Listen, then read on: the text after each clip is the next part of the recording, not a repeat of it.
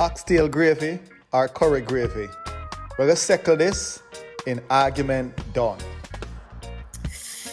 I don't like gravy, but I love curry. How can you ask Douglas about that? I love curry. So I'm going to go with a little curry.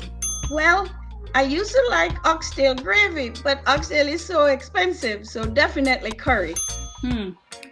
Oxtail gravy. It's more versatile. Well, I go for curry, because it can be curry fish. I don't eat meat or chicken and them kind of stuff, so it will be curry for me.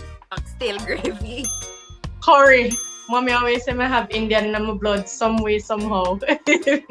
Definitely curry. Definitely oxtail gravy. Curry, because I don't eat beef and stuff like that, and at least curry gives me the option of doing chicken. Oxtail gravy. Rastan and yam curry nor oxtail gravy, so none. No gravy at all. Curry gravy. Oxtail gravy. Oxtail gravy, definitely. Gravy. Oxtail gravy. Oxtail gravy. Oxtail gravy. Hello? Oxtail gravy.